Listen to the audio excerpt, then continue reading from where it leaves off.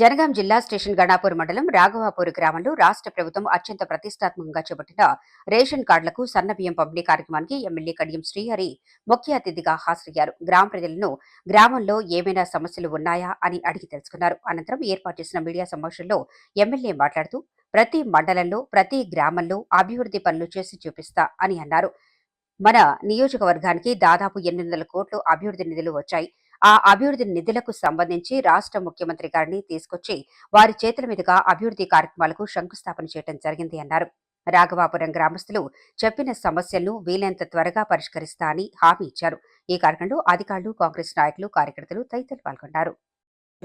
అందులో దాదాపుగా ఒక 20-30 మందికి రాలేదనేది మనకు వినత ఇచ్చారు. ఇదారు మీకు అలా మనకు జర చాలా ఒక వెనకబడిన వాళ్ళు ఒక 15-20 మంది ఉన్నారు. అంటే ఒక 25 మంది దాకా రేషన్ వాళ్ళకి రావడం లేదు. మళ్ళీ పోతే కొంతమంది పేర్లు ఉండి సుధా వాళ్ళకు 2-3 పేర్లే ఉండి 4-6 ఉంటే 3 పేర్లే వస్తాయి, 3 పేర్లు వస్తలేవు. అది ఎంఆర్ఓ చుట్టూ తిరిగి వాళ్ళకి యాస్ వచ్చిందని చెప్పి కొంచెం గొడవలైనాయి. ఎంఆర్ఓ గారు కానీ ఆర్డీఓ గారు కానీ మీరు కొంచెం దాన్ని చెప్పి అది చేయగలరని చెప్పి నా విజ్ఞప్తి. ప్రభుత్వ తరఫున ఇక్కడ మీటింగ్ జరగడం చాలా సంతోషం. అందులో రావడం ఇంకా సంతోషంగా. సార్ మాకు మీరు ఒక సమస్య ఉంది సార్. మాకు నేషనల్ హైవేలో మాకు సర్వీస్ రోడ్ అది చాలా మందికి చాలా ఇబ్బందులు అవుతుంది. దయచేసి రావపూర్ స్కూల్ నుంచి మీదికొండ క్లాస్ రోడ్ వరకు ఏర్పాటు చేస్తే చాలా మంది సంతోషిస్తారు. దాన్ని మీరు తొందరగా తలుచుకోవాల్సిందిగా మా అక్క కావ్యక్క గారు కూడా దృష్టికి తీసుకెళ్ళి ఇవాళ చూసి ఉండొచ్చు పేపర్ ఇవాళ ఇచ్చింది మన సర్వీస్ రోడ్ గురించి ఇచ్చింది. Thank you sir. ఇంకొకటి సార్ మా దగ్గర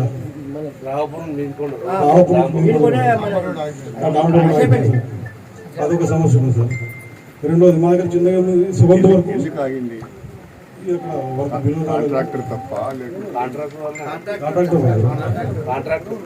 శాంక్షన్ అయింది కానీ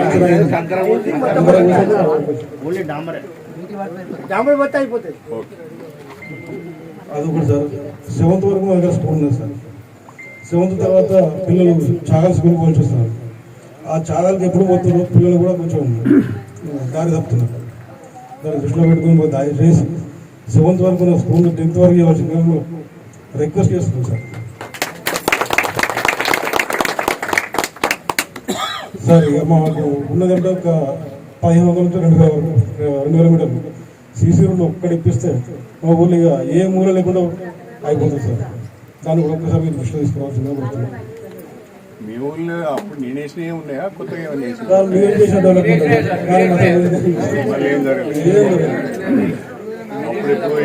మీరు వచ్చినప్పుడే తేలిపోయిందంటే అప్పుడు పాత ఉంటుంది. మళ్ళీ ఇలా మిషన్ పక్కన లైన్ వచ్చింది కదా సార్. ఆ లైన్ వచ్చేసరికి ఉన్న రోడ్డు కూడా ఖరాబ్ అయింది సార్.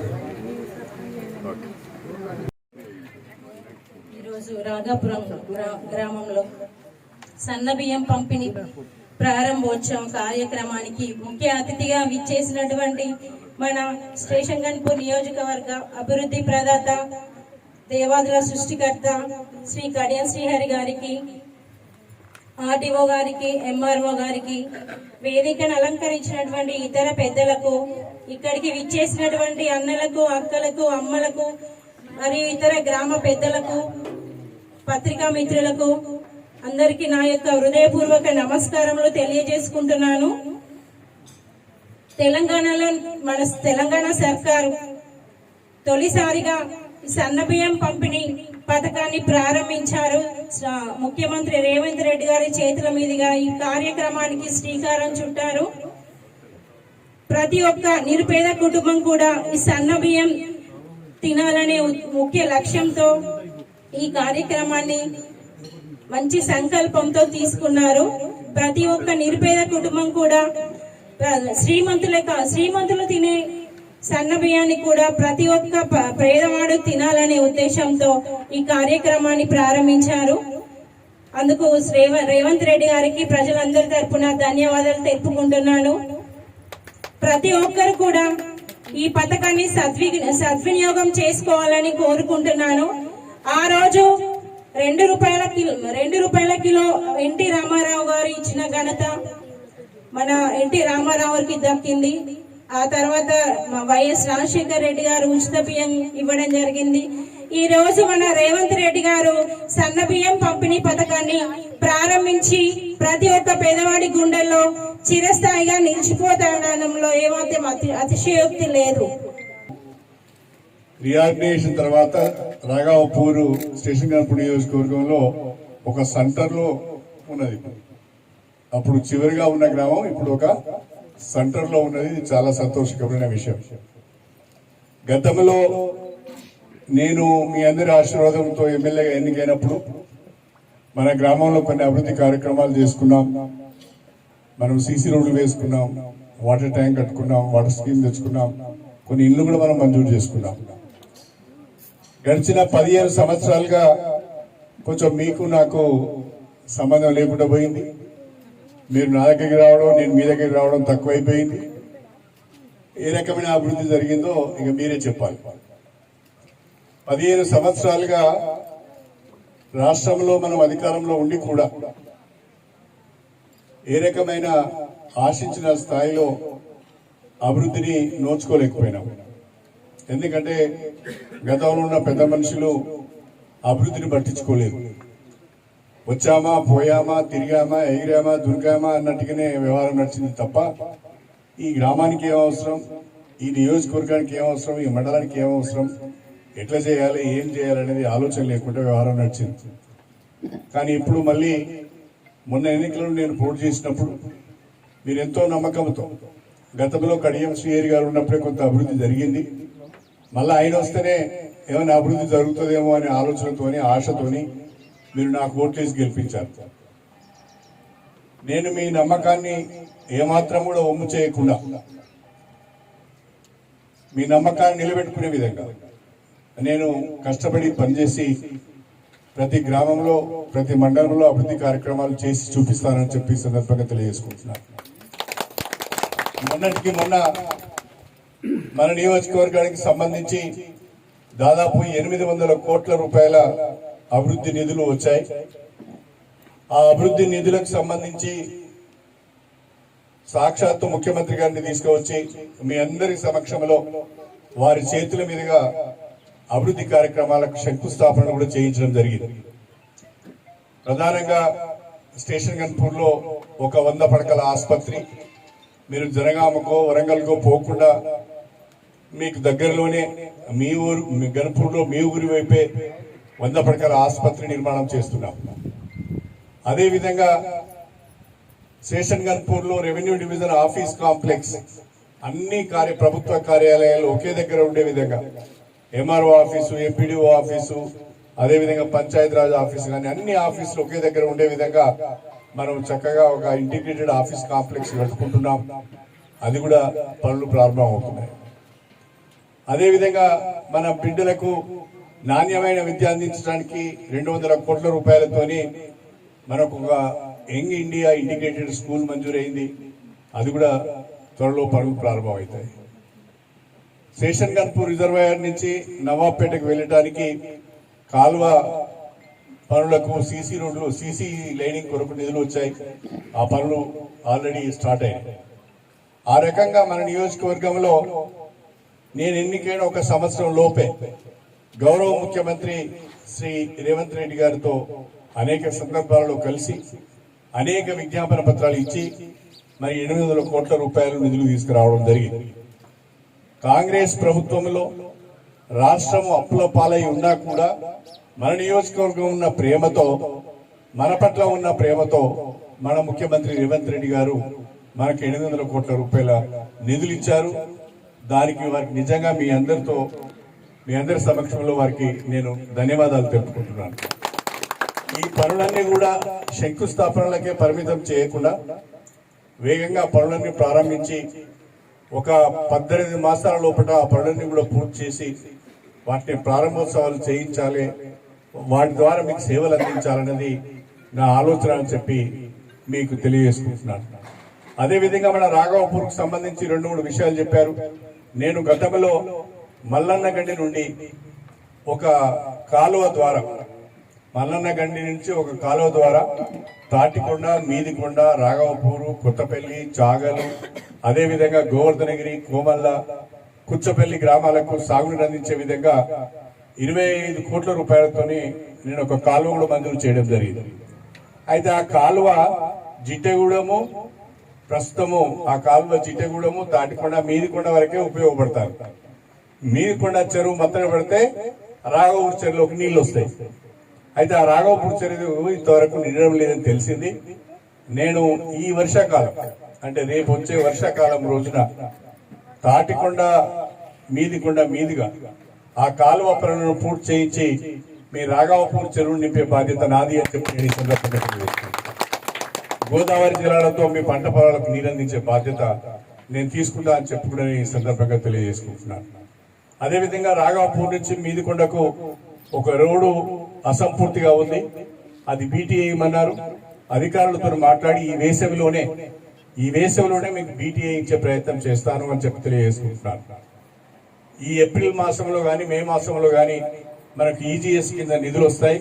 నేను ఇప్పుడే ఊళ్ళోనే చెప్తున్నాను, మీకు 25 లక్షల రూపాయలు సీసీ రోడ్స్ ఇస్తాను.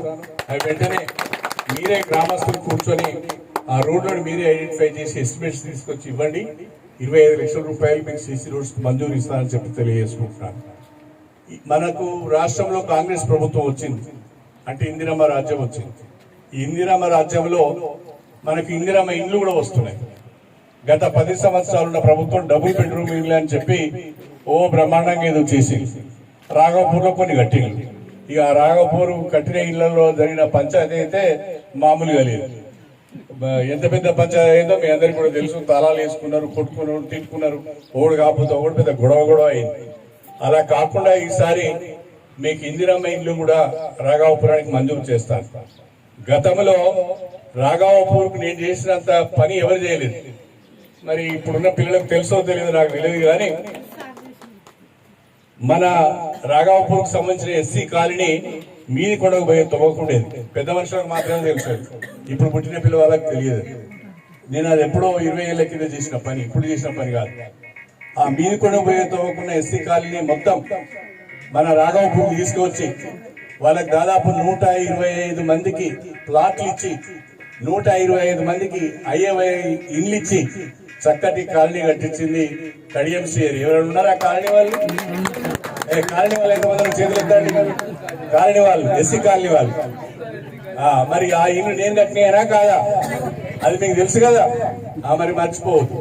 అట్నే ఇక్కడ రోడ్ ఎంబడి బీసీ కాలనీ, ఇక్కడ రోడ్ ఎంబడి బీసీ కాలనీ ఉన్నది. ప్లాట్లు ఇచ్చి 72 మందికి ఇల్లు ఇచ్చాను. అంటే దాదాపుగా మీ ఒక్క రాఘవపూర్ గ్రామంలోనే 200 ఇల్లు కట్టించాను నేను. ఆయన కూడా అప్పుడప్పుడు నా మీద కోపం, అలుగుతారు, నాకు ఓటేయరు, పనికిరానికి ఓటేస్తారు, తర్వాత అవస్థపడతారు.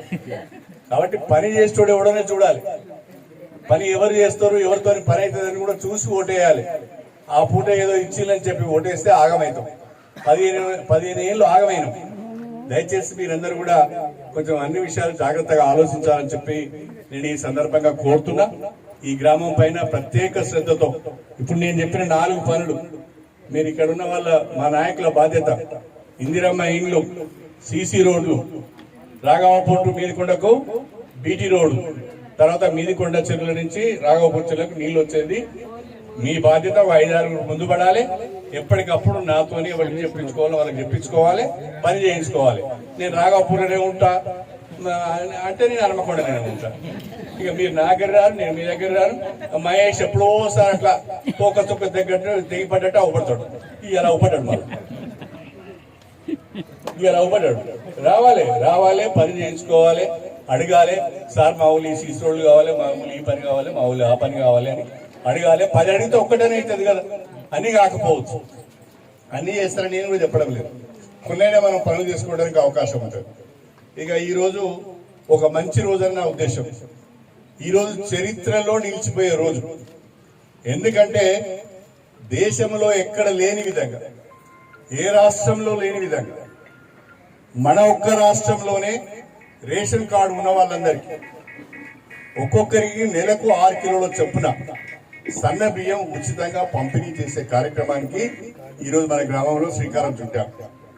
పోయిన ఉగాది రోజున గౌరవ ముఖ్యమంత్రి రేవంత్ రెడ్డి గారు స్వయంగా సన్న బియ్యం ఉచిత పంపిణీ కార్యక్రమాన్ని నల్గొండ జిల్లా హుజూర్ నగర్ లో ప్రారంభించారు.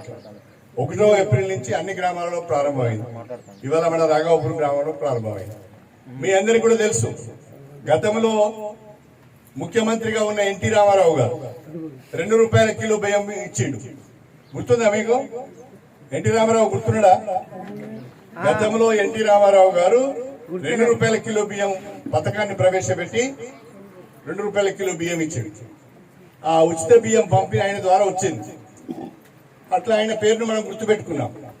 ఇప్పుడు రేవంత్ రెడ్డి గారి సర్కార్, మన ముఖ్యమంత్రి రేవంత్ రెడ్డి గారు సన్న బియ్యాన్ని పంపిణీ చేస్తున్నారు.